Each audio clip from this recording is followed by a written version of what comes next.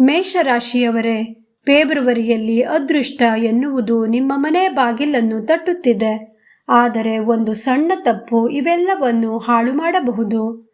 ನಮಸ್ಕಾರ ಮೇಷರಾಶಿಯವರೇ, ಈ ತಿಂಗಳು ಮಂಗಳನ ಕೃಪೆಯಿಂದ ನಿಮಗೆ ಅದ್ಭುತ ಅವಕಾಶಗಳು ಕಾದಿವೆ. ಆರ್ಥಿಕವಾಗಿ ಲಾಭದಾಯಕವಾಗಿದ್ದರೂ ನಿಮ್ಮ ಕೋಪವೇ ನಿಮಗೆ ಶತ್ರುವಾಗಬಹುದು. ಎಚ್ಚರ. ಫೆಬ್ರವರಿ ತಿಂಗಳಿನ ನಿಮ್ಮ ಸಂಪೂರ್ಣ ಭವಿಷ್ಯ ಇಲ್ಲಿದೆ. ಫೆಬ್ರವರಿ ತಿಂಗಳಲ್ಲಿ ಸೂರ್ಯ ಮತ್ತು ಶನಿ ಗ್ರಹಗಳು ಮುಖಾಮುಖಿಯಾಗುತ್ತಿವೆ. ಸೂರ್ಯ ಶನಿ ಸಂಯೋಗ ಅಥವಾ ಸಮಸಪ್ತಕ ದೃಷ್ಟಿ ಇದೆ. ಜ್ಯೋತಿಷ್ಯದ ಪ್ರಕಾರ ಸೂರ್ಯ ಅಹಂಕಾರ ಮತ್ತು ಶನಿ ಶಿಸ್ತು ನ್ಯಾಯವನ್ನು ಪ್ರತಿನಿಧಿಸುತ್ತಾರೆ. ಈ ಸಮಯದಲ್ಲಿ ಮಾಡುವ ಅತಿಯಾದ ಆತ್ಮವಿಶ್ವಾಸ ಮತ್ತು ಆತುರದ ನಿರ್ಧಾರ ಎಂಬ ಒಂದು ತಪ್ಪು ನಿಮ್ಮ ಇಡೀ ತಿಂಗಳ ನೆಮ್ಮದಿಯನ್ನು ಕೆಡಿಸಬಹುದು. ಈ ವಿಡಿಯೋ ಇಷ್ಟವಾದರೆ ಲೈಕ್ ಮಾಡಿ, ನಿಮ್ಮವರಿಗೂ ಶೇರ್ ಮಾಡಿ, ಹಾಗೆ ನಿಮ್ಮ ಹೊಸ ಅನುಭವಗಳನ್ನು ಹಂಚಿಕೊಳ್ಳಿ. ತಪ್ಪದೆ ಹರೇ ಕೃಷ್ಣ ಎಂದು ಕಾಮೆಂಟ್ ಮಾಡಿ. ಉದ್ಯೋಗದಲ್ಲಿ ಹೊಸ ಜವಾಬ್ದಾರಿಗಳು ಬರಬಹುದು. ಶ್ರಮಕ್ಕೆ ಮಾನ್ಯತೆ ದೊರೆಯುವ ಸಾಧ್ಯತೆ ಇದೆ. ವ್ಯಾಪಾರಿಗಳಿಗೆ ಲಾಭದ ಅವಕಾಶಗಳಿದ್ದರೂ ಹಣಕಾಸು ವ್ಯವಹಾರದಲ್ಲಿ ಎಚ್ಚರ ಅಗತ್ಯ. ವೃತ್ತಿ ಜೀವನದಲ್ಲಿ ಹೊಸ ಎತ್ತರಕ್ಕೆ ಏರುವಿರಿ. ವೃತ್ತಿ ಜೀವನದಲ್ಲಿ ಹೊಸ ಜವಾಬ್ದಾರಿಗಳು ಹೆಗಲೇರಲಿವೆ. ವೃತ್ತಿಯಲ್ಲಿ ಹೊಸ ಅವಕಾಶಗಳು ದೊರೆಯುತ್ತದೆ. ಆದರೆ ನಿಮ್ಮ ಆತುರದ ಸ್ವಭಾವವೇ ನಿಮಗೆ ಮುಳುವಾಗಬಹುದು. ಬಾಕಿ ಉಳಿದ ಹಣ ಕೈ ಸೇರಲಿದೆ. ನಿಮ್ಮ ಜೀವನದಲ್ಲಿ ಹಣದ ಹರಿವು ಉತ್ತಮವಾಗಿರುತ್ತದೆ. ಉನ್ನತ ಅಧಿಕಾರಿಗಳೊಂದಿಗೆ ನಿಮ್ಮ ಬಾಂಧವ್ಯ ಉತ್ತಮವಾಗಿ ಇರಲಿದೆ. ಅತಿಯಾದ ಆತ್ಮವಿಶ್ವಾಸದಿಂದ ತಪ್ಪು ನಿರ್ಧಾರ ಬೇಡ. ಕೋಪದ ಭರದಲ್ಲಿ ಯಾರಿಗೂ ಮಾತು ನೀಡಬೇಡಿ. ಯಾವುದೇ ವಿಷಯದ ಬಗ್ಗೆ ಮಾತುಗಳನ್ನು ಕೊಡುವಾಗ ಗಮನವಿರಲಿ. ನಿಧಾನವೇ ಪ್ರಧಾನ ಎನ್ನುವಂತೆ ವಾಹನ ಚಾಲನೆ ಮಾಡುವಾಗ ವೇಗದ ಮೇಲೆ ನಿಯಂತ್ರಣವಿರಲಿ.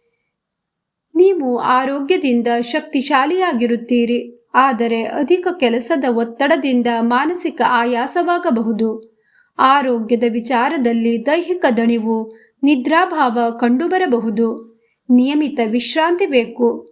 ರಕ್ತದೊತ್ತಡದ ಸಮಸ್ಯೆ ಇದ್ದರೆ ನಿಯಮಿತ ತಪಾಸಣೆ ಅಗತ್ಯ. ಫೆಬ್ರವರಿಯಲ್ಲಿ ಬುಧನ ಸ್ಥಾನ ಪಲ್ಲಟವಾಗಿರುವುದರಿಂದ ಕೋಪದಲ್ಲಿ ಆಡುವ ಒಂದೇ ಒಂದು ಕಟುವಾದ ಮಾತು ನಿಮ್ಮ ವರ್ಷಗಳ ಕಾಲದ ಸಂಬಂಧವನ್ನು ಮುರಿದು ಹಾಕಬಹುದು. ವಿಶೇಷವಾಗಿ ಕೌಟುಂಬಿಕ ಮತ್ತು ವೃತ್ತಿ ಜೀವನದಲ್ಲಿ ಸಂಗಾತಿ ಅಥವಾ ಮೇಲಾಧಿಕಾರಿಗಳ ಜೊತೆ ವಾದಕ್ಕಿಳಿಯುವುದು ನಿಮ್ಮ ಪ್ರಗತಿಯನ್ನು ಕುಂಠಿತಗೊಳಿಸಬಹುದು. ಜೀವನದಲ್ಲಿ ಕುಟುಂಬದಲ್ಲಿ ಶಾಂತಿ ಮತ್ತು ಆರೋಗ್ಯದಿಂದಿರುವುದು ತುಂಬಾ ಮುಖ್ಯ. ನಿಮ್ಮ ಕುಟುಂಬದ ಸದಸ್ಯರ ಆರೋಗ್ಯದ ಬಗ್ಗೆ ಕಾಳಜಿ ವಹಿಸಿ. ಅನಗತ್ಯವಾದ ವಾದ ವಿವಾದಗಳಿಂದ ದೂರವಿರುವುದು ಉತ್ತಮ. ಸಂಗಾತಿಯೊಂದಿಗೆ ಸಣ್ಣ ಪುಟ್ಟ ಭಿನ್ನಾಭಿಪ್ರಾಯ ಮೂಡಬಹುದು. ತಾಳ್ಮೆ ಇರಲಿ. ಕೋಪದ ಮೇಲೆ ನಿಯಂತ್ರಣವಿರಲಿ. ಇಲ್ಲದಿದ್ದರೆ ಆತ್ಮೀಯರನ್ನೇ ದೂರ ಮಾಡಿಕೊಳ್ಳುವಿರಿ. ಕುಟುಂಬದಲ್ಲಿ ಸಣ್ಣ ಅಭಿಪ್ರಾಯ ಭೇದಗಳು ಉಂಟಾಗಬಹುದು. ಸಂಯಮದಿಂದ ಮಾತುಕತೆ ನಡೆಸಿದರೆ ಸುಧಾರಣೆ ಸಾಧ್ಯ. ಅನಗತ್ಯ ವಾದಗಳು ನಡೆಯುವಾಗ ಮೌನವಾಗಿರುವುದು ನಿಮ್ಮ ಅರ್ಧದಷ್ಟು ಸಮಸ್ಯೆಗಳನ್ನು ಬಗೆಹರಿಸುತ್ತದೆ. ಅವಿವಾಹಿತರಿಗೆ ವಿವಾಹ ಸಂಬಂಧಗಳ ಸೂಚನೆ ಕೂಡ ಇದೆ. ದಾಂಪತ್ಯದಲ್ಲಿ ಪರಸ್ಪರ ಸಹಕಾರ ಹೆಚ್ಚಿದರೆ ಸಂತೋಷ ವೃದ್ಧಿಯಾಗುತ್ತದೆ. ದೇವಾಲಯದ ದರ್ಶನ ಮತ್ತು ಧ್ಯಾನದಿಂದ ಮಾನಸಿಕ ನೆಮ್ಮದಿ ಲಭಿಸುತ್ತದೆ. ಆತುರದ ಹೂಡಿಕೆ ಬೇಡ. ಈ ತಿಂಗಳು ಹಣಕಾಸಿನ ಹೂಡಿಕೆ ಮಾಡುವ ಮುನ್ನ ತಜ್ಞರ ಸಲಹೆಯನ್ನು ಪಡೆಯಿರಿ. ಅನುಭವಸ್ಥರ ಅಥವಾ ಹಿರಿಯರ ಮಾರ್ಗದರ್ಶನವಿಲ್ಲದೆ ಹೊಸ ಸಾಹಸಕ್ಕೆ ಕೈ ಹಾಕಬೇಡಿ. ಸಂಕ್ಷಿಪ್ತವಾಗಿ ಹೇಳಬೇಕೆಂದರೆ, ನಿಮ್ಮ ಹಣೆ ಬರಹದಲ್ಲಿ ಅದೃಷ್ಟವಿದ್ದರೂ ನಿಮ್ಮ ವಿವೇಚನೆ ಇಲ್ಲದ ಒಂದು ನಡೆ ಆ ಅದೃಷ್ಟವನ್ನು ದುರಾದೃಷ್ಟವಾಗಿ ಬದಲಿಸಬಹುದು. ಆದ್ದರಿಂದ ಎಚ್ಚರಿಕೆಯಿಂದ ಹೆಜ್ಜೆ ಇಡುವುದು ಈ ತಿಂಗಳ ಮಂತ್ರವಾಗಿರಲಿ. ಗ್ರಹಗತಿಗಳ ದೋಷವನ್ನು ನಿವಾರಿಸಿ ಶುಭ ಫಲಗಳನ್ನು ಹೆಚ್ಚಿಸಲು ಈ ಸರಳ ಮತ್ತು ಪರಿಣಾಮಕಾರಿ ಪರಿಹಾರವನ್ನು ಮಾಡಿಕೊಳ್ಳಿ. ಪ್ರತಿ ಮಂಗಳವಾರ ಸುಬ್ರಹ್ಮಣ್ಯ ಸ್ವಾಮಿಯ ದರ್ಶನ ಮಾಡಿ ಮತ್ತು ಓಂ ಶರವಣ ಭವ ಮಂತ್ರವನ್ನು 21 ಬಾರಿ ಜಪಿಸಿ. ಕೆಂಪು ಬಣ್ಣದ ಬೇಳೆಯನ್ನು ಅಂದರೆ ತೊಗರಿ ಬೇಳೆ ದಾನ ಮಾಡಿ. ಇದನ್ನು ಮಾಡುವುದರಿಂದ ನಿಮ್ಮ ಕೆಲಸಗಳಲ್ಲಿ ಯಶಸ್ಸಿನ ಸಾಧ್ಯತೆ ಹೆಚ್ಚಾಗುತ್ತದೆ. ಪ್ರಮುಖ ಸಂದರ್ಶನ, ಸಭೆ ಅಥವಾ ಹೊಸ ಕೆಲಸಗಳನ್ನು ಪ್ರಾರಂಭಿಸುವಾಗ ನಿಮ್ಮ ಅದೃಷ್ಟದ ಬಣ್ಣವಾದ ಕೆಂಪು ಮತ್ತು ಕೇಸರಿ ವಸ್ತ್ರವನ್ನು ಧರಿಸಿ.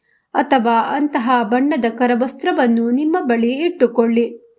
1, 3, 9, 18, 27ರಂದು ಹೊಸ ಹೂಡಿಕೆ, ಪ್ರಯಾಣ ಅಥವಾ ಮಂಗಳ ಕಾರ್ಯಗಳ ನಿರ್ಧಾರ ಕೈಗೊಂಡರೆ ವಿಘ್ನಗಳು ಕಡಿಮೆಯಾಗುವುದು.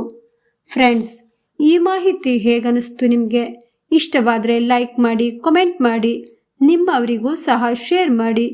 ಇನ್ನೂ ಹೆಚ್ಚಿನ ಮಾಹಿತಿಗೆ ಚಾನಲನ್ನು ಸಬ್ಸ್ಕ್ರೈಬ್ ಮಾಡಿ. ಇಷ್ಟೊತ್ತು ಈ ವಿಡಿಯೋವನ್ನು ನೋಡಿದ್ದಕ್ಕಾಗಿ ತುಂಬ ಧನ್ಯವಾದಗಳು.